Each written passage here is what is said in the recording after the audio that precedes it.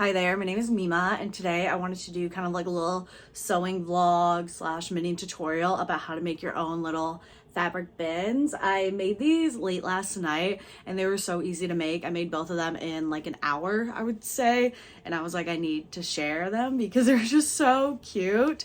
And yeah, I love them. But also I wanted to kind of share like a few of my sewing plans for the new year because I have a lot. Maybe not a lot, but like, I don't know. I feel like I'm finally like in the groove. I know a lot more now than I did last year and the year before for sewing. So yeah, I'm gonna do some really big projects this year that I'm excited about. So yeah, let's get to it. For my fabric today, I'm just kind of using what I already have, but I'm still going with like the pink theme because I love how these turned out. So I just have some pink fabric, it's just cotton, and I have some more pink for the lining. And for the amount of fabric, you don't need that much. For these, I think I did 10 by 10 inch, and I think they're like 5 by 5 inch. So whatever you're making, it might be cut in half. Again, I've only made these once last night, so I'm gonna kind of do a little experiment today too. I'm gonna make one that's like 8 by 8 because I think that'll be a little bit smaller, and it's good to have, you know, a variety of bins. And then you're also gonna need some type of like interfacing or like iron-on batting. So I have this that is iron-on, and I have a huge roll of it. So yeah, you don't need too much. And yeah, let's get to it. Ironing my fabric first because I want my measurements to be pretty accurate when I cut. So these two are going to be like my exterior fabric, and then I'm using the same pink, like plain pink cotton for the lining, which I'm also going to iron in a minute as well. I ironed my fabric as best as I could, and now I am just going to create 8-inch by 8-inch squares of all my fabric. So I'm going to cut 2 out of the exterior here, 2 out of the other exterior, and then 4 for my lining since I am making 2. And yeah, I'm just going to grab my rotary cutter and a ruler and just start cutting away. And I've been on a pretty big pink kick lately, I would say, and that kind of brings me to my first project I want to complete in 2026, and that is a chore coat, more specifically like a quilted one, because I went to my local quilt shop a few months ago and they have this one here. Let me grab it. I know we just started, but this is an intermission. But my local quilt shop had this beautiful like burgundy pink, like kind of thicker cotton, almost canvas material. And I was like, oh my goodness, that'd be such a cute quilted coat.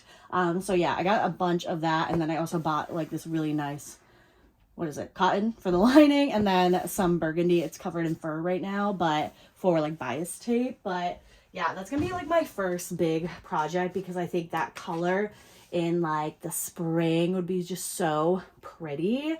But yeah, that's gonna take a hot minute because I did make a quilted coat last year during the summer and I love it, but it did take hours. I'm talking a very long time, but it turned out really cute. I have it in my closet right now, but I won't grab it yet. Hold on, 1, 2, 3, 4, 5, 6, 7, 8. Also, if I sound out of breath, it's because I've been sick for like a week and I feel like I just can't get back to feeling 100%, but I don't know. I love sewing and it makes me feel somewhat relaxed. Yeah, so I'm just kind of taking my ruler, cutting out any extra fabric, and I like to save my scraps and kind of throw them in my ottoman. It's just very helpful when you are like filling things and you're not like wasting too much fabric. I cut out my 8-inch by 8-inch square, and you can totally customize this to whatever like size you want. Like I said, my other ones were like 10 by 10, but these I want to be a little bit smaller. But if you want them to be bigger, you totally can. It's a very similar process. I'm going to take my little square ruler that I have here and my fabric scissors, and we're going to cut out like 2 little square chunks out of the bottom. So I just kind of stacked all my exterior fabric together, therefore it's a little bit less, you know,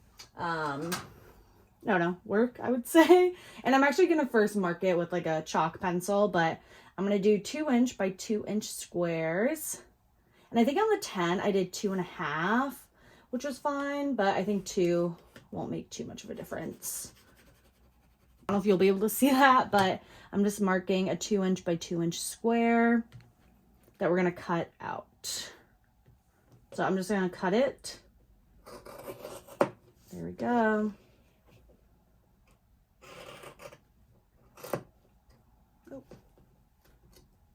After you cut out your 2 little squares from the bottom, this is what it should look like. Just like a nice little tree, I would say. And I'm gonna do the same for the lining as well. And I'm just gonna kind of put the 2-inch square on top as like a little template and just cut them out. Now that I'm done with the exterior fabric and the lining fabric, I'm gonna do the same thing with my iron-on interfacing and create 4 8-inch squares, and then again cut out the 2-inch squares right here.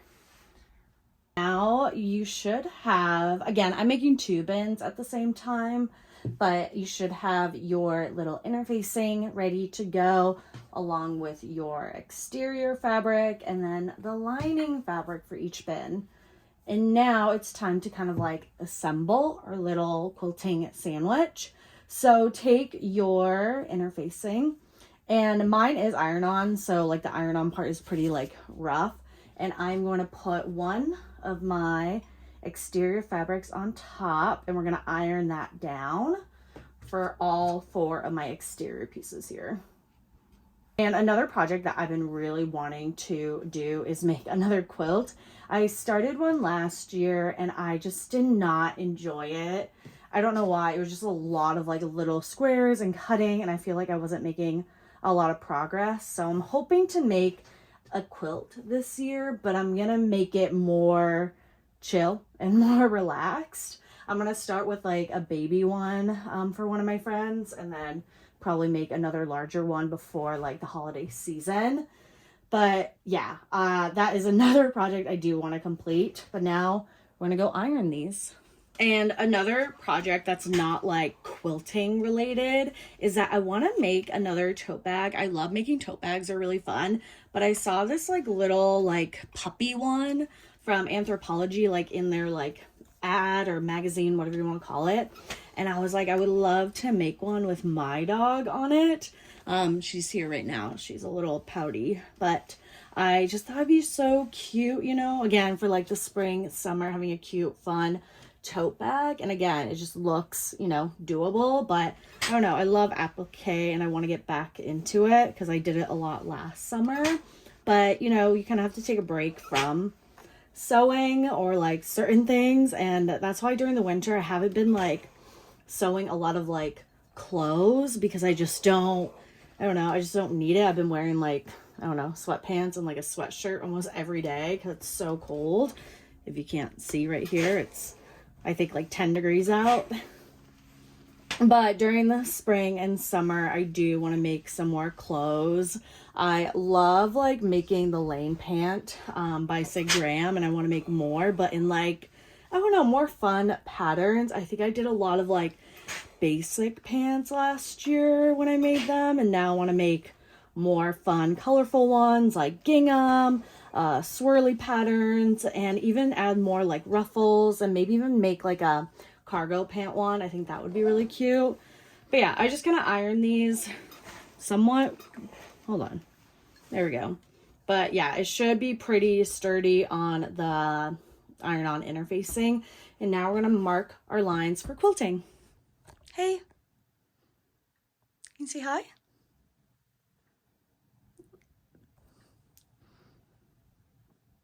Boop. To mark your line, just grab a ruler and a hero marker, or like another like chalk pencil, erasable pencil, whatever you have.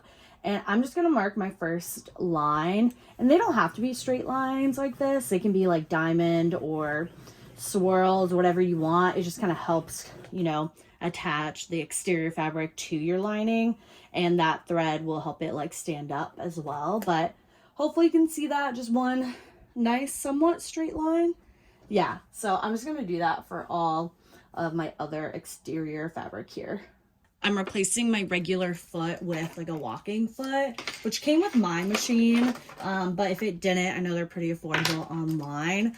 And honestly, this is like so like not, I don't know, hard, but just like annoying having to like replace it all the time, but it does help when you are quilting or even like using really like thick fabric, because like with a walking foot you're able to, basically what it does, it moves the top layer and the bottom layer of the fabric at the same time, so you get a really nice clean finish. But yeah, it just takes, I'm gonna grab a little guy, and I am gonna replace my needle with a new needle because I don't remember last time I replaced it, which if you are having like issues with like sewing or the stitching doesn't look even, replace your needle. It helps a lot, especially if you're quilting a lot like I do. Like these needles get so dull so quickly. Threaded my machine and I attached my little like walking foot guide here. I'm just kind of adjusting it, and I increased my stitch length to the maximum for my machine, which is about 5. And now I'm just gonna do a straight stitch all the way down where I made the little indent, and then I'll show you what I do after that. Okay, it's technically not in the indent, but that's fine. I kind of messed up, but it's just gonna be a nice little bin. But what I'm gonna do now is to put the first line that I stitched where the walking foot guide is. Therefore, it will like follow the path. I'm gonna clean it up a little bit, but it'll just help you guide your next line without having to mark everything. I did the same thing for the next stitch, and now I'm gonna flip it over, and the first stitch that I did will be the guide again, and I'm just gonna go all the way down and just continue it all the way here, and then just do the same thing for all the other exterior fabric. So I quilted all of my exterior fabric, and now I'm just going to grab some fabric scissors and kind of trim all this like excess thread, just so it's a little bit, you know, easier to manage and not, I don't know. I like to trim as I go or as best as I can because I don't know, I just don't like having to do it at the end, and it just kind of annoys me if there's just too many like, I don't know, strings everywhere. Some people don't care. Like growing up, my mom like did not care, but she also made me cut all the string. So I don't know, I feel like that just kind of like scarred me a little bit. So yeah, I'm just going to cut all the string here. The next step is completely optional, but I bought these little custom like labels right before the holiday season because I don't know, I thought they were just so cute and adds like, you know, a cute little touch. So I'm going to add these before I do anything else because I forgot on the first bins and I really struggled to put them on. So we're just gonna do them now. So I'm gonna place it in the middle and pin it as best as I can. That looks fine. Okay. And then I only need to put it on one side of each bin. These were from, I think, Dutch Label Company, I think is what it's called. And they ended up being like, I think I bought a pack of like 20 of them and they ended up being like $1 each. But I don't know, I just think they add such like, I don't know, a personal touch. So yeah, that's what I'm gonna do. I'm just gonna stitch these. I am going to switch out my top thread though because the white is a bit too harsh with like that beige cream. So I'm just gonna replace it with this like beige cream thread to match. They turned out so cute. I just love these little labels. I want to get some more. But now we are going to kind of like attach everything now. So taking one of your exterior pieces and then the other matching one, place it on top, good side to good side. And we are going to stitch around the two sides here where I'm clipping. And then I'm going to also stitch the bottom right here. So where we cut out those squares, leave them open, don't stitch, just do here, here, and then the little bottom here. So we're gonna do that for both of the exterior pieces and then for the lining as well. I have everything clipped together for both the lining and the exterior. So straight stitch, and then we'll be probably halfway done. I have everything sewn together, and now I'm just taking my iron and flattening out the seams, both the side seams and the bottom as best as I can. It doesn't have to be perfect, just to kind of help everything lay flat for the next few parts that we're doing. There we go. So just ironing everything flat, and then we'll get the corners done, and then we're almost done. And yeah, I love how these are, I don't know, I would say definitely a beginner project. You don't have to be perfect because a lot of this will be like kind of covered. But yeah, I like these little projects a lot. And then another few like sewing projects I'm planning on making is, I don't want to say like a blouse, but definitely a few blouses. I'll try to put like a few examples, but there's this one fabric that I bought in Brussels last summer when I went to Europe, and I love it. It's this beautiful cream color with some, I don't know what you call it, like ruching, and I've been wanting to find like the right like pattern or top to kind of replicate and make with it, but I just couldn't find one for the longest time, and I finally found one on Pinterest from, I forget where, probably like, I don't know, a few weeks ago, and I was like, I gotta make it. I think it'd be so cute and just work well for my closet and what I have currently. So definitely, and even just other blouses too. I feel like I'm a t-shirt person. I love a good pair of like comfy pants and a t-shirt, and then I'm good to go. But sometimes I do want to wear like something cute, you know, for like a blouse. So I want to make a couple this summer, spring and summer. Once you ironed out all of your seams, what we're gonna do now is, here's what it looks like flat. We are going to kind of prop it open and like push the bottom. And as you can see, it's starting to make the bottom of the bin. We're gonna kind of connect these two together. And then I'm just gonna clip it just to hold it in place. And I wanna connect the seams as best as I can. I'm gonna do the same thing, is kind of pull it and then connect the seams as best as we can here. And now I'm going to sew a straight stitch all the way across here and here. And I'm going to do that for every single bag that we have. So I'll show you on this one again. It's flat, kind of pop it open. Hold on. Pop it open, and you should be able to kind of connect the bottom seam to one of the side seams here, and then to the other side as well, and then sew it just straight across. Just a few more steps and then we're done, but we're gonna take our lining fabric and not do anything. We're gonna leave like the outside seams visible, but we are going to flip our outer fabric inside out so that we can see the exterior. Oh my goodness, these are gonna be so cute. Look.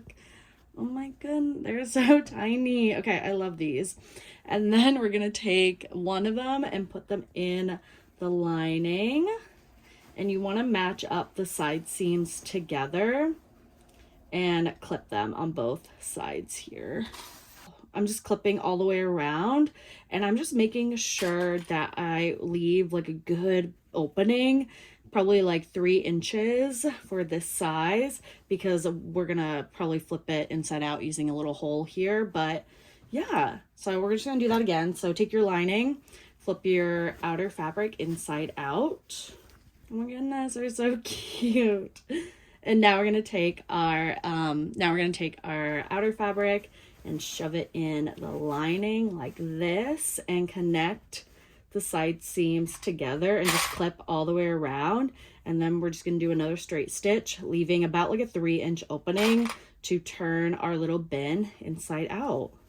I'm just gonna remove the little piece from my machine here so that I can fit my bin, and I think it should fit. Yeah, awesome. And now I'm just gonna do a straight stitch all the way around, but I'm gonna leave about 3 inches of empty space so I can flip it inside out. So just gonna do a straight stitch.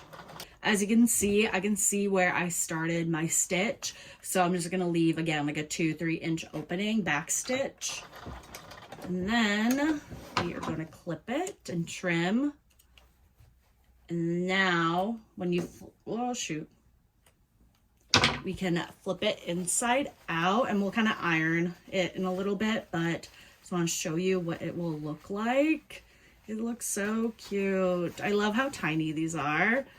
And then kind of push in the lining And then we're almost there. And these could easily be made into like little koozies too. I might see if they'll fit in one of my mason jars that I have. But yeah, I'm just gonna repeat the same thing for the other one. And then we're gonna kind of like iron out the top here and then do a top stitch to finish this little opening. So what I'm gonna do now is kind of like massage the like ends here to just ensure like the lining and the outer fabric are pretty even. And then we're gonna kind of like iron it flat just to help, you know, keep its shape. Grab an iron, kind of flatten it a little bit. Again, when we do top stitch it, it'll look a lot cleaner if you iron it flat. And then when we get to the opening here, what I like to do is I like to tuck in the lining in the outer fabric as best as I can. And then hopefully it looks as even. Yeah, that looks good. And then we're just gonna iron it and then clip it. So yeah, I'm just gonna go all the way around these little bins here and just iron out the top, and then we'll top stitch. Double check that your bobbin is going to match whatever color you want it to be on the inside, and then the same for your top thread. So I'm going to replace it with like a white thread on top and then a pink bobbin. Now I'm going to push my bin through, kind of lift it up and just stitch away. And I increased my stitch length to the maximum again. Again, this will just be for decorative, but also for enclosing that opening. And that is how you make your own little fabric bins. They're so cute. And you can totally fold them if you'd like. I love the look of these and the little tag on them. I just love how they turned out. And I wish I had done them like lower on the bigger ones, because I do like how it looks when it's like folded. Oh my goodness, so cute. I want to make so many more of these. And they're just like, you know, kind of like little nesting bins too. Like, look at that. They fit so well in each other. But yeah, if you plan on making these, let me know or have any questions. But yeah, have a good day. Thank you.